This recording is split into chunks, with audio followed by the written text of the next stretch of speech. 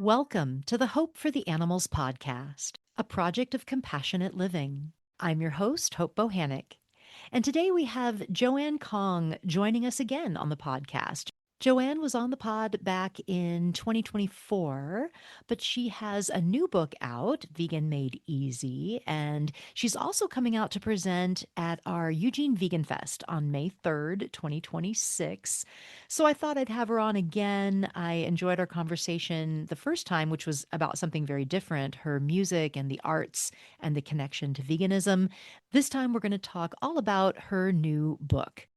So, my activism, what I do in the animal advocacy space, is the why of vegan advocacy, right? I talk about why we're vegan, the animals, ethics. I get into the philosophy and storytelling, and I'm kind of an analyzer of our strategies and stuff like that. So, I really appreciate when someone else takes on the how to, right? The food, the recipes, all those kinds of things. It's just not what I focus on, what compassionate living focuses on. We all have different roles to play. And Joanne's new book, Vegan Made Easy, is all about the how to.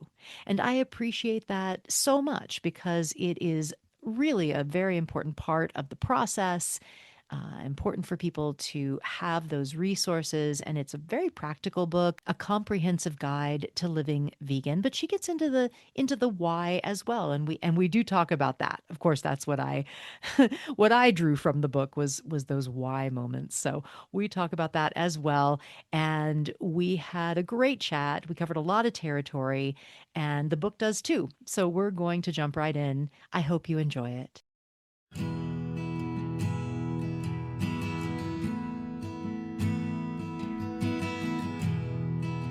All right, I am excited to welcome back to the podcast Dr. Joanne Kong.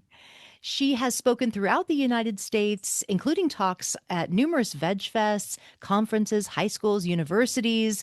Her highly praised TEDx talk, The Power of Plant-Based Eating, has over 1 million views on YouTube. Joanne appears in the major documentary Eating Our Way to Extinction. She's a critically acclaimed concert pianist, incorporating the arts into her animal advocacy.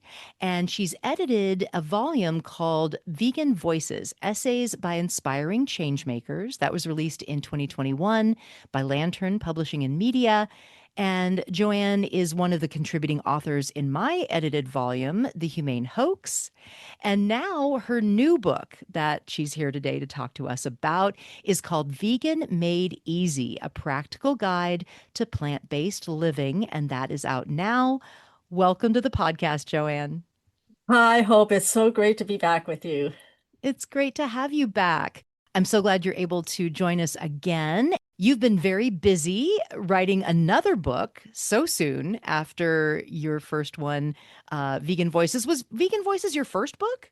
Well, actually, my very first book is kind of a little booklet that I self-published that's called If You've Ever Loved an Animal, Go Oh, Vegan. I'm not sure if I showed you a copy of it, but it has a lot of quotes from famous advocates and writers and kind of details the various reasons and areas connected to why you should go vegan. Because as I do a lot of Veg Fest talking, I thought it'd be fun to just have a little thin booklet that I can just hand out to attendees. yeah, Just yeah, something that's easily, digestible, so to speak, to right. get them thinking about going vegan. So that was actually my first book. Okay, Um, and then wonderful. Vegan Voices, of course, you're in Vegan Voices, is a compilation of essays from 50 vegans all around the world, which gives wonderful insights into how veganism is such a unique and individual journey for everyone. Yeah, yeah, I love that book. It's just really inspiring,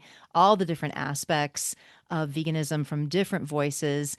Well, you've been busy because now you have a new book, Vegan Made Easy. And it's a wonderful, practical how to kind of book. Before we get into that, we love to get to know you, kind of get your origin story. So remind us of why and when you went vegan. Right. Well, actually, my path is similar to, I think, quite a fair number of vegans in that I was a longtime vegetarian. Right. I first went vegetarian in 1985. I was living in Texas, of all places. And one day my husband brought home a book he happened to buy in the bookstore called Animal Factories. I'm sure you're familiar with the book by Peter Singer and Jim Mason. And it came out in 1980, and it was kind of controversial because it was one of the first books that described what happens to animals in the animal agriculture industry. A thin book, black and white pictures. We read it front to back, and we decided then and there we're not going to eat animals anymore. So it was really a book that started me on my journey. And then I've been vegan now, I think for the past 12 years, certainly not as long as you. Um, but I think it came to a point where I just became more aware of the ethical aspects of animal products, flesh and eggs and everything in all of its manifestations. And at about, 10 to 12 years ago, of course, the devastating climate issues that became more and more obvious to everyone, that was part of it too. So Mm, yeah. yeah, and one day one of my university students, because I teach at the University of Richmond, said, "Hey, you're one of these people who are healthy all the time, you never get sick, you have so much energy. How do you do it?" So I started having these conversations with students and felt that it was time for me to actually use my skills as a professor and actually start educating people Yeah. about the benefits of going vegan. And then shortly after that, another student, a violinist I was working with, was intent on setting up a TEDx series at my university. Oh, And the topic, for each TEDx event, they pick a real broad topic. And the topic was respond. So, of course, right away, I volunteered to be one of the speakers and presented my talk, The Power of Plant-Based Eating, which is now on YouTube, and a lot of people have watched it. So I really feel that my being an educator is central to what I do to get the vegan message out there. yeah. Wonderful. That's great. You had that foundation of being a professor and Mhm. could now expand that and use that to educate about veganism. I love that. Yeah, good. And just a note, we have a similar path in that I went vegetarian in the 80s in Texas as Oh, well. you did? I didn't know that. Where were you living in Texas? I was in Dallas. I was in Dallas, Oh, okay. Texas. I went to high school, middle school and high school in Dallas, Texas. Oh, And so, it doesn't matter where you are in the world. If you have a right. compassionate heart, you're going to Yes. hear the message, right? Yes, that's right. Yeah, and I always tell people the story of my husband and I shortly after we went vegetarian, we were eating at a restaurant and ordered the vegetable soup. And the soup came, and of course there were pieces of animal flesh in the soup. Of course. And we sort of complained, and the waiter said, "Well, but they're really small pieces," which was kind of a good lesson because it's like, hey, every time we go out to a store, a restaurant, this is a chance for us to, in a positive way, explain, hey, this is why we eat the way we eat, and hey, did you know this or that? Yeah. Of course, to Yeah. do it in a positive way to make people aware. Yeah, yeah. Yeah, I had a similar experience with with my grandmother who had Yeah. something she had made something that had chicken in it, and she, of course, said, "Well, you can just pick it out." Right? Ah! I like, "Oh, oh, goodness. Okay. Well, well, here we go. We're going to continue to educate That's so that right. future vegans don't have these situations. Uh, Right. uh, so you were on the podcast before, and we talked about your music and the arts and the Mhm. connection to veganism in that episode. But now you have written this book that I mentioned, and it's co-authored with Camilla Perusello, and it's called Vegan Made Easy, a practical guide to plant-based living. So just tell us a bit about this book and how the process went Right. and how it came about. Yeah. Yeah. Well, you have written, of course, The Humane Hoax, the book for Lantern Publishing, and Camilla had also written a wonderful book for Lantern called Food for Thought, which is a comprehensive book about all the reasons to go vegan. And I was endorsing that book and got a copy of it, and it was so amazing, so thoroughly covered all the aspects of veganism. And she is a food scientist, so she really knows her stuff. Hmm. And it was just such a wonderful, inspiring book. And I thought it would be fun to co-write a book with her. So we pitched the idea that we wanted to come up with a book that that gives people interested in going plant-based real practical information because you know how it is with making changes, especially when they're changes to the way you live. Sometimes it can be hard, right? And, learning any new skill. And we wanted to present the information in a very easy way, based on science, in a very concise sort of way, so that people can simply learn more about going vegan, especially in this world, you know more than anyone else about all of the misinformation that's out Yeah. there, Yeah. how consumers are misled in terms of food choices and shopping. Yeah. So we wanted to really make this a very joyful journey and do everything we can to help people get started. Good. Yeah. Yeah. I do so much of the why. That's all I do really is the why. So I appreciate very much when people do the how to because that's such an important aspect as well that I don't really get into. But Right, right. yeah, but I absolutely feel that there can never be enough how to live vegan books. Mhm. I really thought that there wouldn't be anything new. When I was reviewing your book, I was like, okay, I'm going to know everything. Uh, you know, but I was really pleasantly surprised that in the first 3 pages, you talk about these very powerful and philosophical things that I love. You talked about speciesism, you talked about sentience and nonviolence and all these things that I touch on now and that I didn't think would be in a how-to book. Right. And you don't get deep into it or anything like that, but you touch on these things, which I think is appropriate for a how-to book. But I think the interesting thing is that these concepts wouldn't have been in a vegan how-to book just a couple of decades ago. We've evolved so much. We've evolved our thinking and our narratives around the issue and how we present the animals. And I just loved that the very first thing you start with in the entire book is social justice. I was really kind of surprised, and I'm very pleasantly surprised. Right. And this is really new to our movement. More and more of us now are thinking critically. I mean, there has been a undercurrent or a contingent of people that have talked about this for many years, but I don't think most of us were talking about it. And I think Right. it's moving in that direction now that we're making these critical connections to all systematic violence and oppressions. And I really appreciate that that's what you touch on the very first thing in the book. So, why did you feel that it was important to start with the connection to social justice and these concepts like speciesism?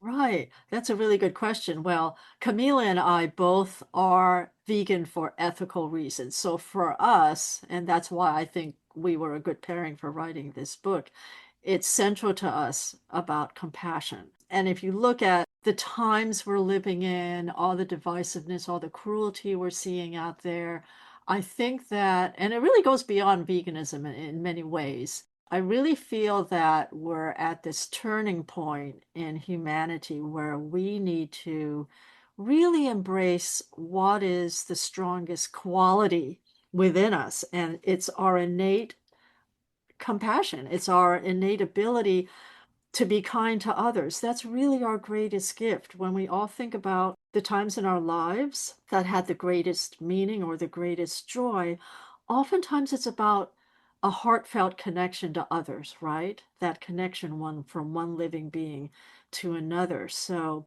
I think that we simply felt that that needed to be sort of the foundation or the grounding for this book. And I'm sure you and I have both run into a lot of people, and a lot of people do go vegan or vegetarian initially for health reasons.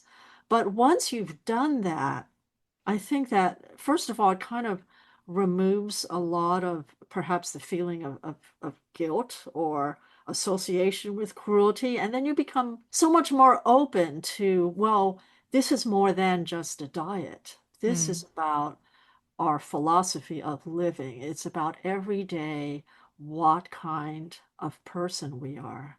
And lately, I've been bringing up in interviews, you're sort of on the other side of the country, but I'm sure you followed in the news about the venerable monks that did this huge walking journey. Did you Yeah. Oh, yeah. follow It was that? all in the news here as Yeah, well. Yeah. yeah. Beautiful. Hmm. And it was so powerful because they spoke in very simple terms Mm. about the need to be peaceful. And I think the huge turnout wherever they went is a statement of how, in these times, we are seeking ways to connect compassionately and kindly to others. And that's what veganism is all about ultimately. The dedication page, as you noticed, we dedicated the book to the animals who lose their lives every year. And we included a little picture of a chick because, of course, chickens are the most exploited beings on the planet. So Yeah. we wanted to get that message across right away. Mm, wonderful. Yeah. And on page 29, you said, I'm going to quote from the book, veganism is not a diet. It is an ethical stance against the exploitation of others. And I love that so much. I often say that plant-based is the diet, but vegan is the philosophy. Right. And I think more and more vegan, the term vegan is dropping that sort of associated meaning that, oh, people who go vegan are like hippies or they're super radical or I could never go vegan. It used to be more of a controversial term, I guess I would say, but I think people are seeing it in a more positive light. And I do think plant-based is also good because it's pretty neutral. Everybody likes plants, right? The only thing about the term plant-based is you really do have to be careful when you're shopping because I mean, I ordinarily don't buy like frozen pizzas or things like that, but sometimes you see in the grocery store a product, say it's a frozen pizza, and it says plant-based, uses cauliflower crust, and you look at the item and you see that there's still cheese on Right. that pizza. Right. Yeah. Um, Yeah. and yeah, technically plant-based could mean, well, there's plants, but there's other stuff with it. So Yeah. the more accurate term would be something like plant sourced. Yeah. Yeah. Right. Yeah, So but I am glad that the term plant-based is a regular term that everybody sees all over the place. Because when you think to just even 10, 12 years ago, we weren't seeing this explosion of plant-based products. I mean, that mm, in itself is something that's very positive. yeah. Yeah, but plant-based does not mean vegan, so you have to be careful Right, of that. right. Yeah, yeah. Yes. They're not interchangeable. Vegan is the only one that really excludes all animal products. But Right. yeah, I do appreciate though that that there is this term out there and that people can feel more plant Mhm. forward or whatever, kind of, getting them into more vegan eating. So yeah, it's good.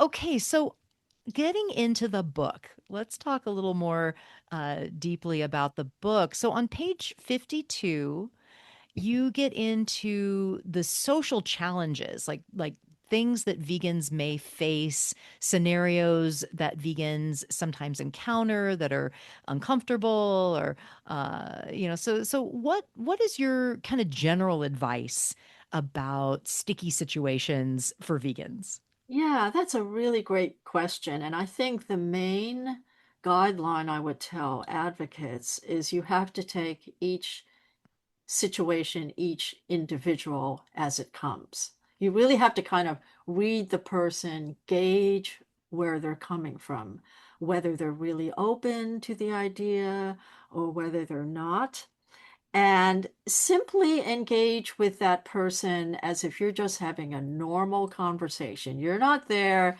to show them they're wrong. You're not there to prove a point. You're not there to convert them. Claremont, who of course you know wrote Dystopia, psychologist, she has this great quote that I included in the book. And she talks about when you're dealing with people that you really just want to come across as a happy, well adjusted person who also just happens to be vegan.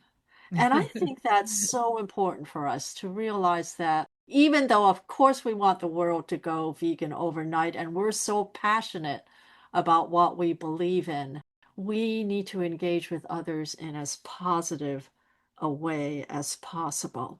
And sometimes that can be hard. I mean, I've known of some people who have just decided, well, I'm not going to go to the Thanksgiving gathering because it would just be so painful for me to see the animal sitting on a plate. I think you need to do what feels right Yeah. for you in terms of your own values and what could perhaps trigger you. But you also have to be practical at the same time. And I always bring up this example. My mom, who is not vegan, there are two vegans in my family, but my mom is not. She was visiting me and my husband a few years ago. And I didn't quite see this coming. We went out, we figured, okay, we'll go out to a restaurant. That way she can order whatever she wants to order, and we ordered a vegan dish. And wouldn't you know it, she had leftovers. And I think she ordered a chicken dish or something. So, of course, she brought the leftovers home. And of course, we don't have, any animal products Mm, in our house. yeah. So I was either going to make a big stand about it and say, no, you have to throw the leftovers away or you can't bring them in the house, or I would let her bring them in. And of course, that would mean she would eat the dish for a meal the next day. And I went ahead and I didn't make a big thing about it. I let her bring the leftovers home because it would not have been worth the conflict and the difficulty and potential argument. Yeah. So sometimes you need to simply ask, what is the most kind thing to do? Yeah. And maybe Yeah. you've been in those kind of situations before. Yeah, certainly. And I think we, like you said, we all kind of have our level of comfort around it. Right. Yeah. And, and it's understandable. I think that what happens is we as vegans, we see the suffering of the animals. Like Yeah. to us, when we see that chicken dish, we don't Right. just see a yummy dinner. We see the suffering and the harm that was done and the killing and the blood and the we feel it in our Yeah. soul, in our hearts, in our stomach, in everything.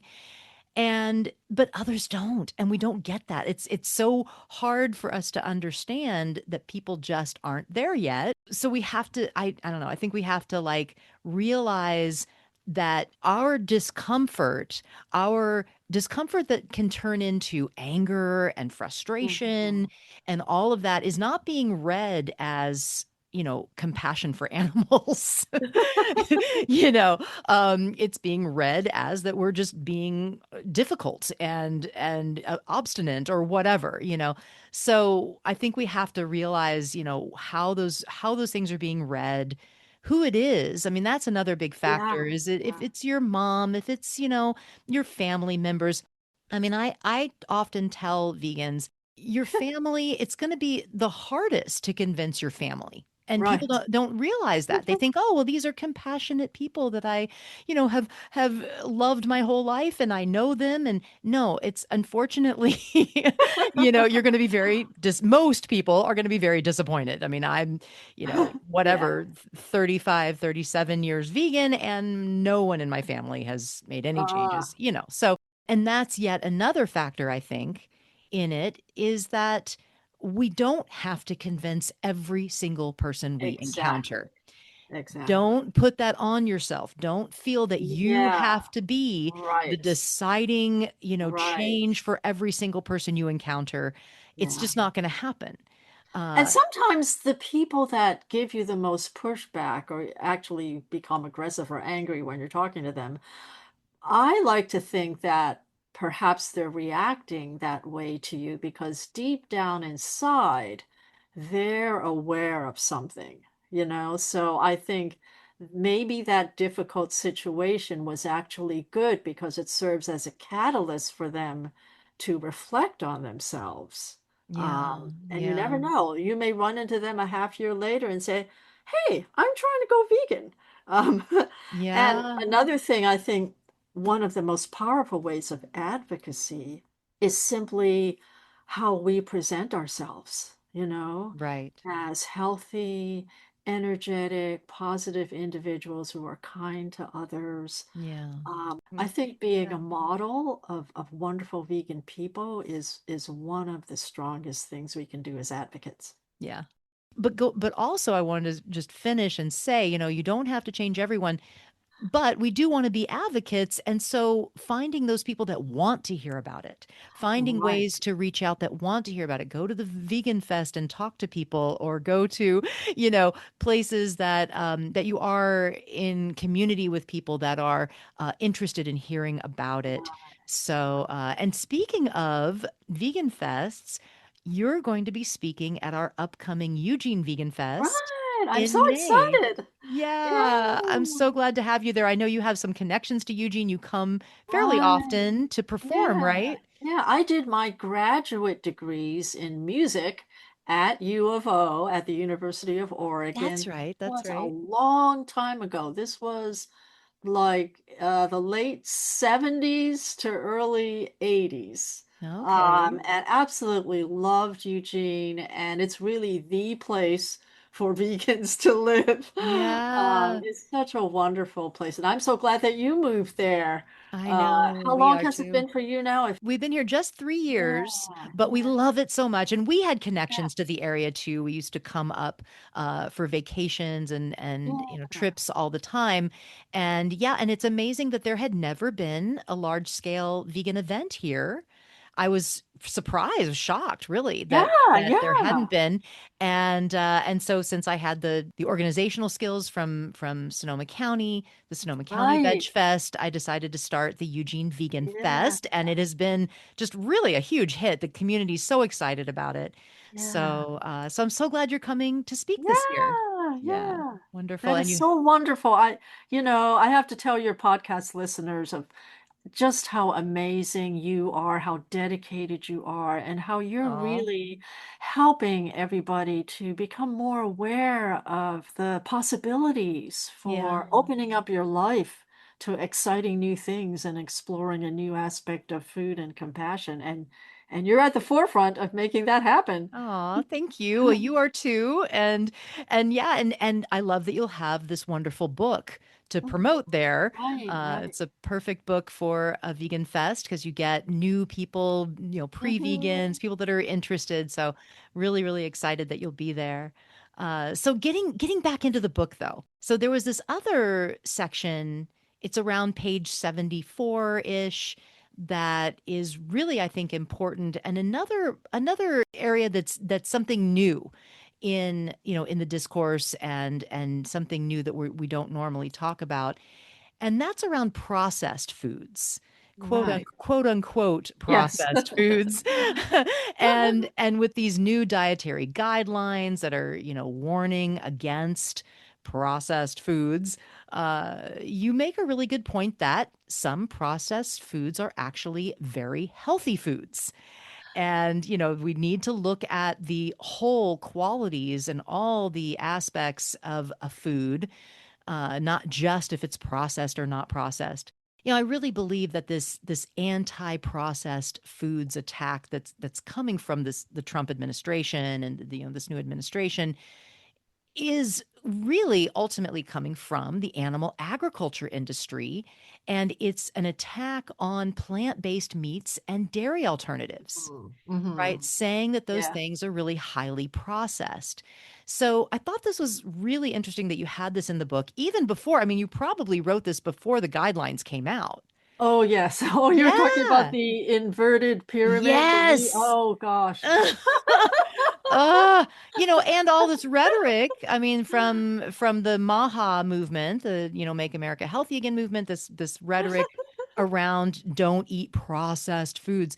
So, yeah, really great that you have this part in the book. Talk more about this Yeah. section on processed foods. So the thing is about the term processed, okay?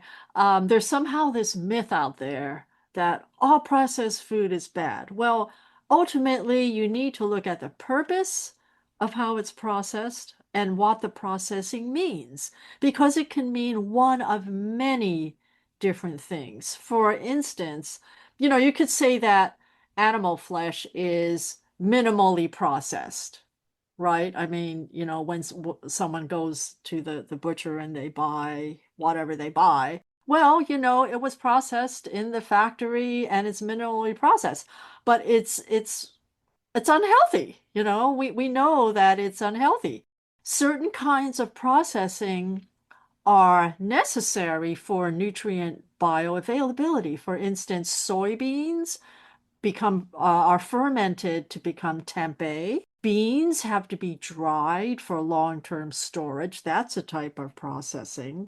When you buy so-called raw cashews, actually the cashews first have to be, there's a process where they're steam roasted because there's a natural toxin, I think it's called urushiol, which can cause blisters, and they have to go through the processing of first being steam roasted to remove that toxin. Right. So some of the good foods that we eat do have to go through some type of processing. However, you need to look, and everybody who's, passionate about healthy eating, you have to learn to read your food labels. If you're looking at a certain food product and you see that it's high in sodium, it's had a ton of added sugar, other additives. If you're looking at processed meat that uses nitrates, which has been proven to be cancer causing. If you're looking at products that have high fructose corn syrup, products like that obviously are examples of processed foods that you want to stay away from. I know Dr. Michael Clapper, he has this thing called SOS, which is sodium, oil, sugar. So it comes down to The, reading the the food things to label. avoid, right? The You want things to, to yeah, avoid. yeah. Right, You want to, right. if you're on the SOS diet, you avoid those three things. Yeah, Yes, yeah. right. And not all plant-based burgers are the same. Some of them are highly processed and have a lot of SOS in them, and you want to avoid those. Other plant-based burgers are more whole foods, and you might look at the ingredient list and maybe there's only 6 things in it. So again, it comes down to knowing how it's been processed, whether it's been processed with a good procedure or whether it includes substances that are harmful. So it's really about educating yourself, reading labels, and realizing that process can mean a lot of different things. Yeah. Yeah, and even it's true with veggie burgers, sometimes you're reading the ingredients of a veggie burger and it's like carrots, peas, Yeah. soybeans, I mean, it's not, it's just great plant foods. But then others do have more additives, more sodium, more all of that. Right. But even I would say the worst of the processed plant foods, Yep. uh, if you compare them to the To equivalent the animal meat, analog. Right. you're Right. still getting a You're healthier still product. exactly. That's exactly right. Yeah, because of there's no Yeah. saturated fat, low Right. cholesterol, all of that. Exactly. Exactly. So we can't just look at the processing. That doesn't tell the Right. whole story, Yeah. right? Yeah. There's more to the story. Well, okay, so there's so many things I want to ask about. We're going to move on to chapter 4. you called chapter 4 Veganism Beyond Food. And you talk about another one of my favorite concepts, which is ahimsa, Sanskrit for nonviolence. And you talked about refraining from harming others and how most people, when they go vegan, it compels us to want to do more, to go beyond food, beyond the grocery list, and incorporate non harming into other areas of our life. Would you like to say more about this chapter? Yeah, I think that for anyone reading the book, they'll definitely get the message that you should become a curious, educated consumer.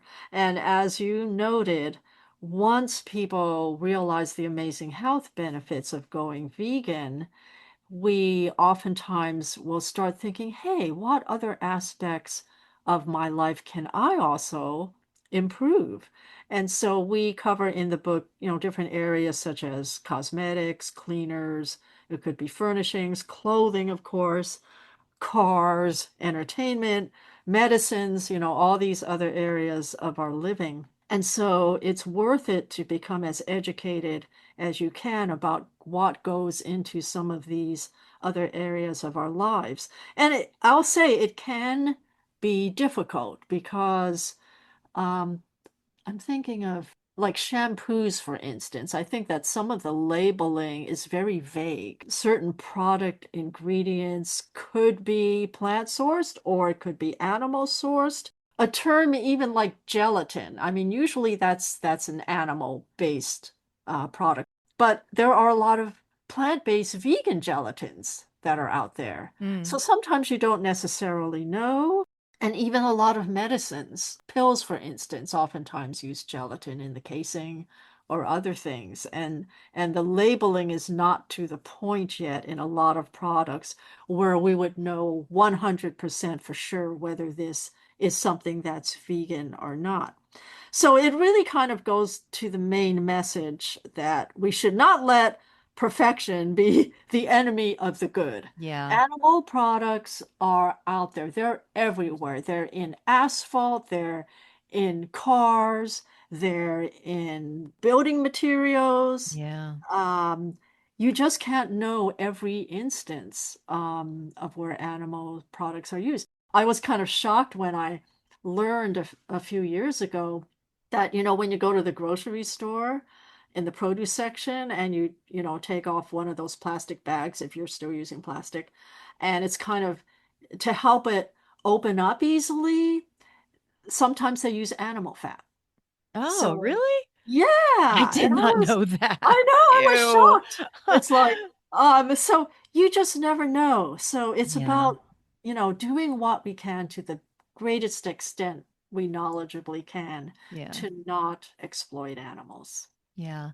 Yeah, it's Yeah. not about, trying to reach some state of perfection and that I have to know I'm 100% vegan because there's really no way to ever know. You simply do the best you can. Yeah. Absolutely. And I think that all of this that we're talking about comes after meat, dairy, and eggs, because that is the very Yes, yes. clear, Right. easy, not necessarily easy for everyone, but Right. it gets easy.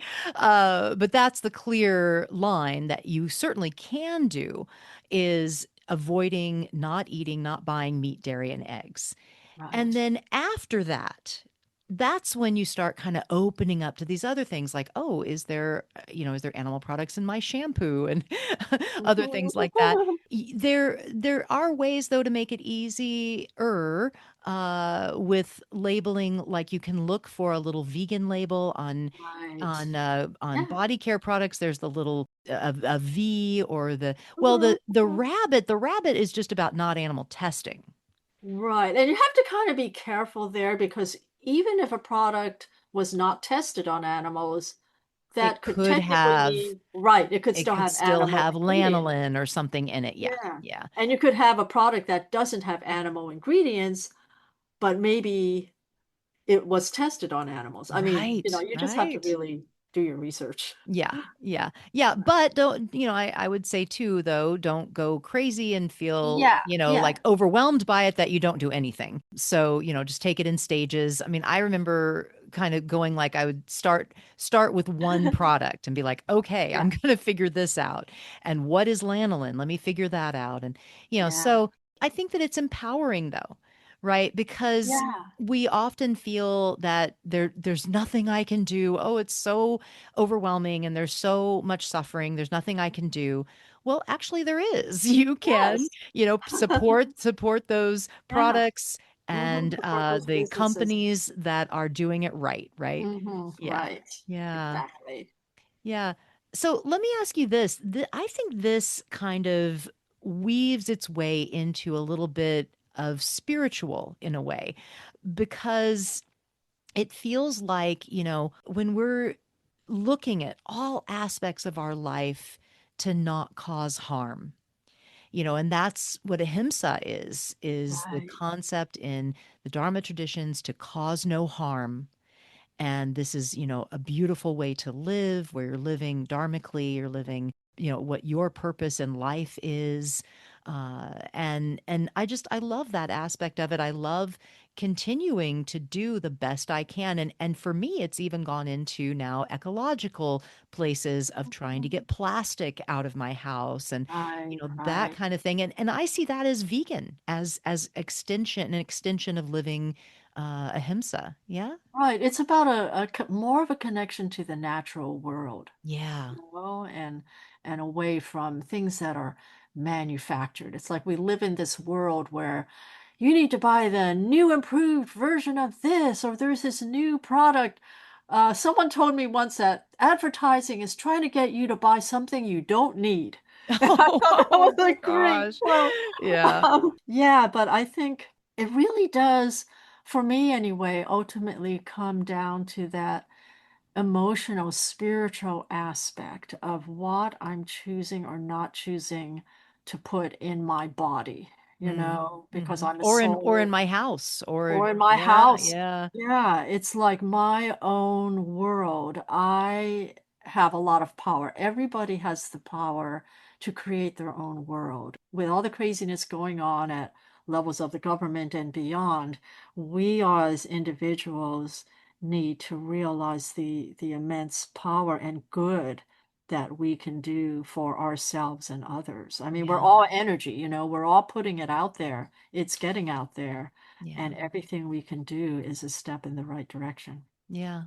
Yeah, and each one of us does have a power, especially a Yes. consumer power. Mhm. Mhm. So, it does make a difference when you buy that one product Yes. because then Yes. they're going to restock more. And, it's a ripple effect that does make a difference. Yeah. Yeah, and I was reading a recent survey that said more and more Americans are identifying as flexitarian, which means more and more of the population is at least being open to the idea and not always consuming animal products necessarily every day. So I think that's a good thing. I mean, I hope it means we're moving in the right direction. Yeah, well, it's transitional, right? It's Yeah, yeah. showing that we can move in that direction. We just have to be careful of this, kind of a backlash that's happening right now, and be more committed and forthright about our vegan living. Because people are recognizing, I think young people too are really recognizing, Absolutely. that Absolutely. has so many different aspects. I mean, the environmental alone benefits are immense. So, yeah. Hello, everyone. My name is Louisa, and I am the host of Lantern Voices, a podcast by Lantern Publishing and Media. Lantern is a nonprofit book publisher that publishes books about animal rights, social justice, and veganism, all for a more compassionate world. Some of our authors include Melanie Joy, Breeze Harper, Pei Feng Su, and many, many other great activists out there.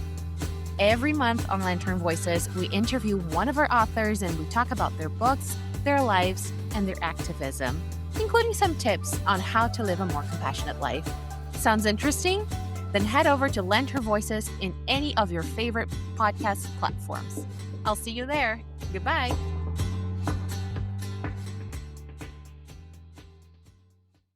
Okay, so let's move on to chapter 5.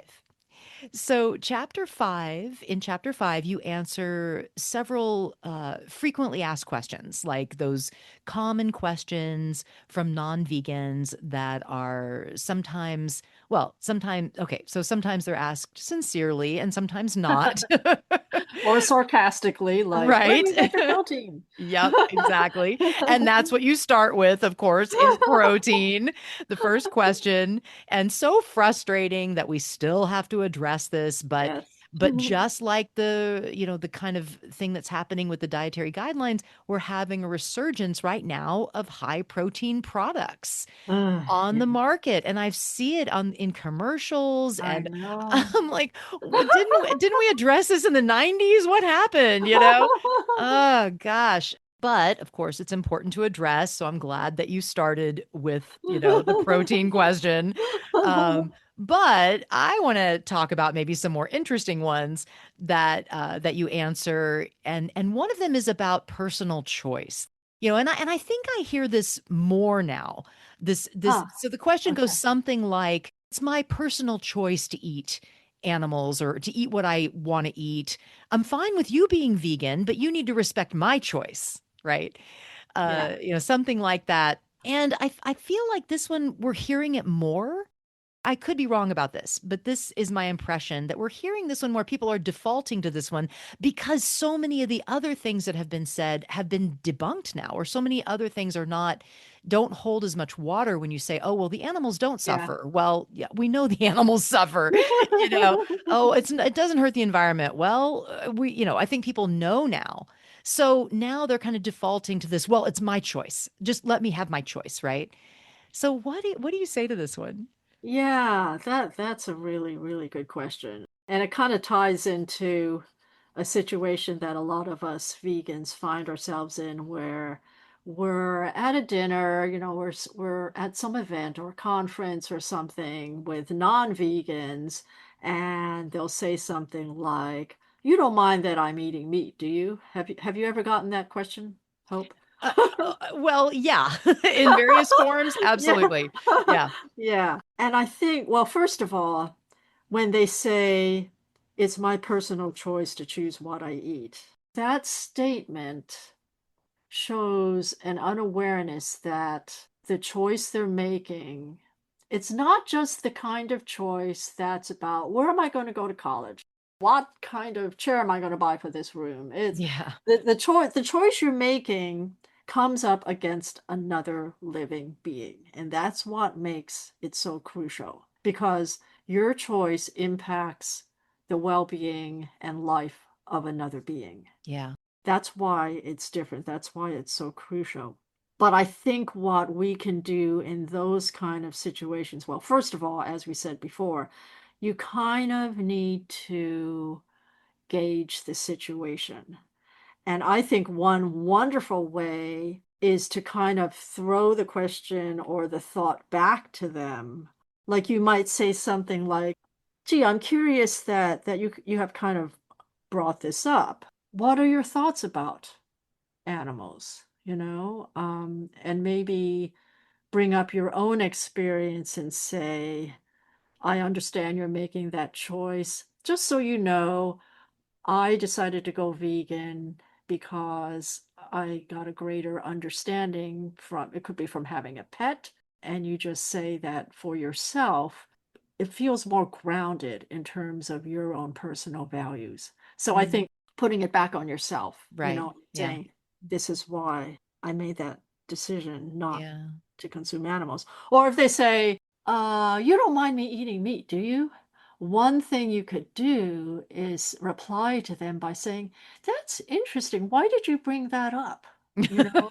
So if if you have a sense that this person generally seems to be positive and might be open to a conversation, Uh-huh.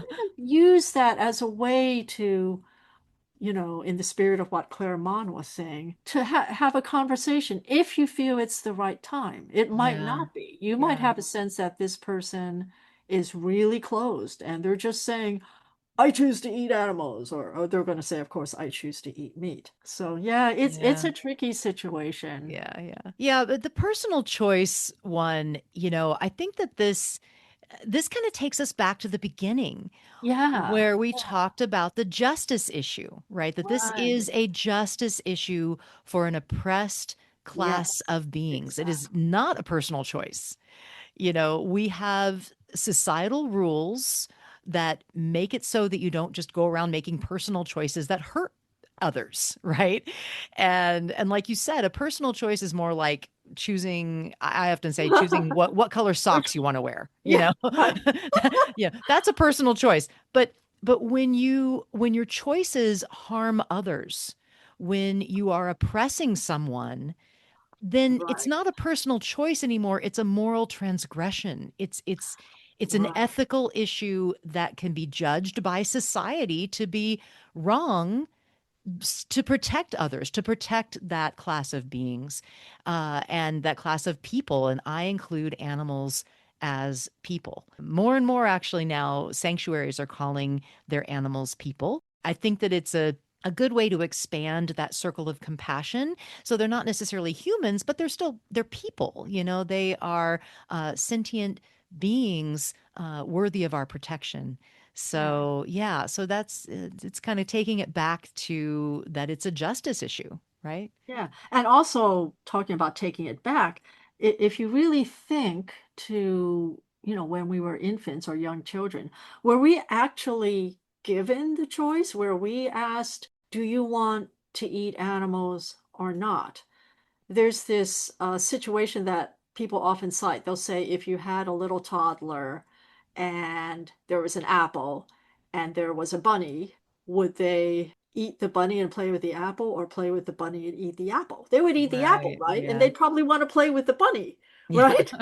Yeah. Yeah. Which talks about, I think, our innate love for animals. And Yeah. actually, Dr. Silas Rao wrote the foreword to our book.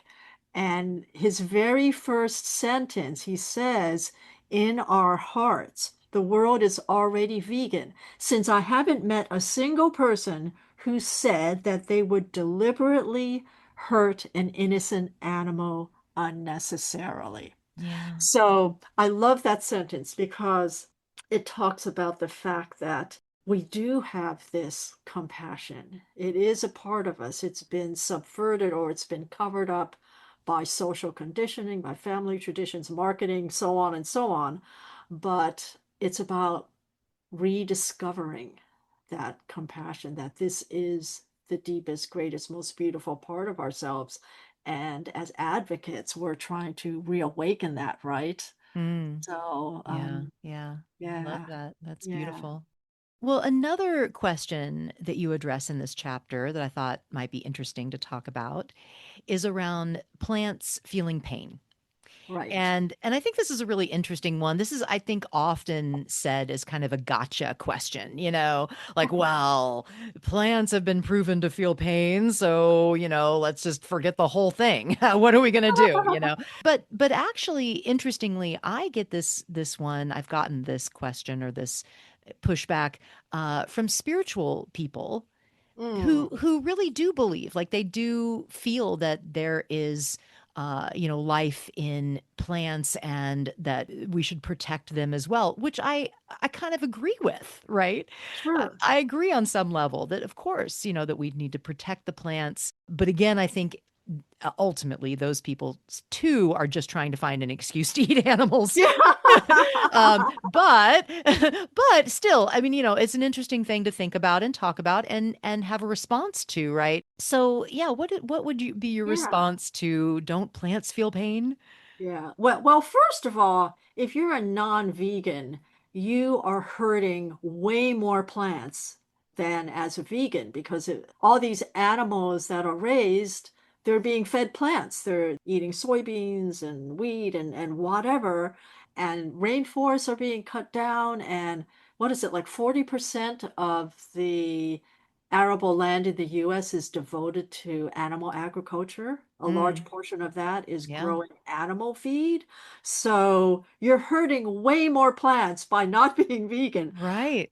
And then the thing about plants feeling pain, okay, it is true that they respond to stimuli, and there have been more and more studies about the amazing world of trees and how they communicate with each other and all of these wonderful ways in which they respond to the environment and stimuli.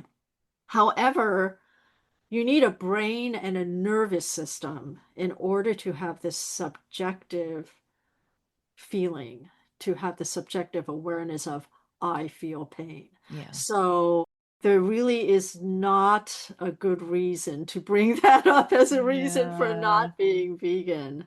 Yeah. And yeah, I get that. I get that kind of as a sarcastic question if I'm presenting somewhere. There tends to always be somebody out there that asks one of three questions. The first question is the protein question. The second question is the don't plants feel pain question. And then the third question I get a lot is, well, what if I buy my beef from a small farm Oh, yeah. or a humane farm? That's the Hmm. third most common question I get. Yes. So, Yeah. Yeah. Well, yeah. that's the humane hoax, and we could Oh, certainly go yes, there too. I absolutely. I talk about that a lot. Yes, I know you Yeah. do. Yeah. But back to the plants feel pain, if I could just add a little Yeah, bit. I think you made the best point, which is that, and I'll often respond by saying, "Oh, wow, it's great that you care about plants and yeah, their well-being. I do too. I really feel that plants are living beings that should be protected, and sure. that's why I'm vegan, because we actually eat less, we kill less Right. plants and animals when you're vegan." So that's such a good point. And something that you can kind of throw back as a very positive, like, yes, that's great. You care. That's why you should be Yes. vegan. And we include, I just love this one diagram, this graphic that we included in the book. It's from Vegan Street. They have so many great visuals, and it's titled Arguments Against Veganism That Are Really Grasping at Straws. And I'm sure you saw the picture in the book. There's a picture of the cow, and anatomically it shows and identifies all of the nerves that Oh, go through the right. cow's Yeah. body. And Yeah. then underneath it is a cucumber. Cucumber with Yeah, no diagram, just cucumber. Yeah. yeah, it's Yeah. just Hmm. cucumber. Yeah. Yeah. And another one that I'll say sometimes if I'm feeling a little snarky, uh, and also if I don't have a lot of time, is I'll say, well, you can mow the lawn or you can kick a dog. We know Ah, which would you choose? mm, We know the difference. We yeah, understand that one feels yeah. pain and the other does not. It's common sense. So, Yeah. yeah, that's a good I quick love that. response. That's great. Mow the lawn versus kicking the dog. Wow. Yeah. Uh, well, did you want to talk about the humane hoax a little? You did have the questions about, I mean, you in this section you answer the question of free range and I think local and some others. Since you get that question, what's your response to that? Yeah, so of course it's all about the whole animal industry that tries to mislead the consumer, with the label free range eggs, which of course, and you see this in the pictures of eggs, where the chickens are out in the grass and it's really sunny and everything, which of course is a totally false depiction of where these animals live, thousands and thousands in these windowless sheds. Free range could simply mean that they have access to a small door which leads outside to who knows what. It could be some small strip of mud or something. They can say, oh, that's free range because they're allowed to go outside. But, your normal everyday consumer, they don't realize that. And you point out so beautifully in your book all of the different types of labeling. It all comes down to just becoming educated about what do these labels mean? Are they really strictly enforced? Do they really mean anything? I think consumers, uh, Want to you believe it. know, Yeah, they want to believe it and they Yeah. feel, oh, I don't have time to research this. If it says it's free range, it must be good. Yeah. Yeah. Yeah. So that's why, again, it comes back to being the curious, well-educated, self-educated consumer. Yeah. Yeah. Good. Well, Joanne, it's really a fantastic book. I'm definitely going to recommend it to folks that are kind of new to the vegan world. So, did you want to mention anything about the book or how to get it or anything? Yeah.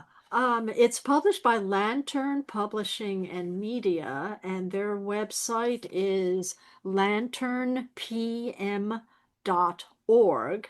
So that's where you should go to purchase the book, and it will also be available as an ebook and audiobook. So I always tell folks that even if you're already vegan, buy a copy of the book, and it's a wonderful gift that you can give to others that you know that are going plant-based. Yeah, wonderful. We'll definitely have a link to the book in the show notes. So, Joanne, we do need to wrap up. I've really loved having you on. Let's give you the last question. What gives you hope for the future?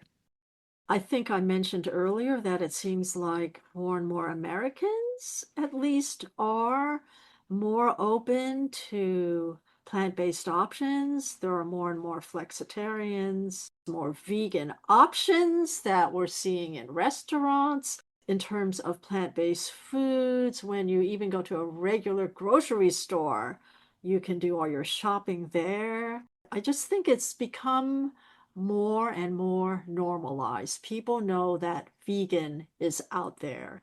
Even if they don't know everything about what veganism means, they recognize that it's a thing. It's Yeah, something that has emerged. And yeah. it's And really that's emerged. huge too. Yeah. Yeah, I mean, and you've been a part of this movement for such a long time. Wouldn't you agree that it's really in a way almost exploded at a very quick pace in Yeah. terms of the context of when it all started? Like, what are your thoughts about it? I'm curious to know that. Well, yeah, absolutely. And especially when you look at past, like other similar social movements, that are trying to change something as huge as everyone's diet. I mean, this is unprecedented in its Right. scale of what we're trying to do. We have to just kind of put that in perspective. So, yeah, when you think about, what we're trying to do and changing an entire industry, we have come so far in a short period of time. Yes, we have. So yeah, it's very exciting. And I think that people that come in within the last 10 years or something, they get a little frustrated and think that things are moving slowly. But you have to kind of back out and see the Yeah. trajectory of how far we've come, in such a short time and how these things can take generations to Yes. change. So yeah, I'm very hopeful that we've come a long Yeah. way. Yeah. And I'll have to say too that more and more I'm running into just random people. It might be the spouse of a person I know, or it might be the person in line at the grocery store who I see, hey, they're not buying any animal products. I think I'm just running into more people out in public who are vegan or they're interested in being vegan. So I Yeah. think that's a positive sign too. Yeah, absolutely. And how many people are coming to our Eugene Vegan Fest? Yes, We had such a right. huge turnout last year. We're expecting even more this year. So I'm so glad you're going to be there Oh, speaking me at our too. Eugene Vegan Fest on May Yeah. 3rd. Yeah, I Yeah. look forward to seeing you there. It's going to be so exciting and fun and great food and everything. Yeah, yeah, they have such good energy. It feels like we've created this is what I look at the Vegan Fest is like we've created a vegan world, a vegan community, a vegan city for the day. Right, It feels exactly. like that. Yeah. Yeah, yeah. Wonderful. Well, thank you, Joanne, so much for all that you do. Congratulations on this wonderful new book, Vegan Made Easy. And I loved having you on the podcast. So fun to talk to you. Thank you so much, Hope. I also do want to mention my website in case any listeners are interested. It's vegansmakeadifference.com. Thank Okay. you. All right, my Well, thank dear. you, So Hope. good to spend the morning Okay. with you. Bye. All right. Bye bye. Thank you for listening to the Hope for the Animals podcast, a project of compassionate living. If you're in Oregon or able to travel to Oregon, I hope that you'll join us for our second annual Eugene Vegan Fest on May 3rd of this year, 2026. Not only will Joanne Kong be presenting in the Impact Room, but we also have legends of the vegan movement joining us. Dr. Michael Clapper will be in our Vitality Room speaking about vegan nutrition, and champion bodybuilder Robert Cheek is going to be there as well in the Impact Room. Robert is from this area. He's from Corvallis, just right up the street. So we're happy to have them both. And we will also have David Michelson of IP28, Oregon State Ballot Initiative campaign that would ban all commodification and killing of all animals in Oregon. It's a very exciting ballot proposal, and he is going to be my next guest on our next podcast. So look for that. It's worth the drive to Eugene, so join us if you can at the Eugene Vegan Fest. I hope to see you there. Otherwise, I hope to see you here again on this podcast for a future episode.